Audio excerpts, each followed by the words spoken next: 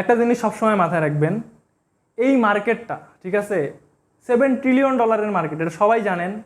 এইখানে শেখার জন্যে অনেক ওয়ে আছে, ঠিক আছে, ফ্রি ওয়ে আছে, ইউটিউব আছে, গুগল আছে, ChatGPT আছে, বিভিন্ন পেইড মেন্টরশিপ আছে। তো আসলে এই যে এত এত কিছু ওয়ে, এরপরেও মানুষ কেন শিখতে পারে না? এর একটাই কারণ, সেটা হচ্ছে ভুল ধারণা।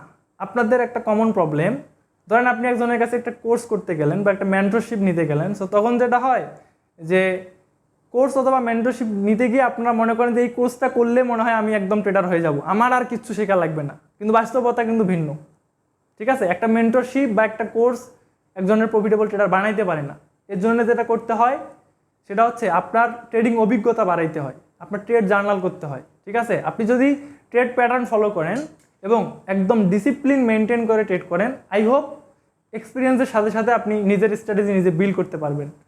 আপনি যে আমার ভিডিও দেখেন অথবা আমার কাছে কোর্স করেন বা অন্য কারো কাছে কোর্স করেন, আপনি ওই কোর্স এবং ওই ভিডিও থেকে আইডিয়া নেবেন, ওইগুলা আপনার নিজের মতো করে চার্টে ইমপ্লিমেন্ট করবেন, নিজের মতো করে কৌশল তৈরি করবেন। আমি প্রথম ভিডিওতে একটা কথা বলছিলাম যে ট্রেডিং মানে হচ্ছে কৌশল। আপনি কত সুন্দর করে নিজের কৌশল অবলম্বন করতেছেন, ওইভাবে আপনার প্রফিট লস নির্ধারণ হবে, ঠিক আছে। আপনি একটা রেস্টুরেন্টে যান, আপনারা কি করবে, ওনারা সুন্দর মতো প্লেট টেলেট আইনে সাজাই দিবে সামনে, কিন্তু আপনার হাত দিয়ে উঠাই খাইতে হবে, ঠিক আছে, আপনারা খাওয়াই দিবে না। সেম জিনিস ট্রেডিং কোর্স বলেন, ট্রেডিং ভিডিও বলেন, এই যে আমি আপনার জন্য ভিডিও বানাইতেছি, কী লাভ? যদি আপনি আইডিয়া হিসেবে নেন তো ভালো, আর যদি মনে করেন যে এই সেম জিনিস নিয়ে গিয়ে চার্টে কপি করবেন, তাহলে অনেক সমস্যার সম্মুখীন হবেন, যেটা বুঝবেন না।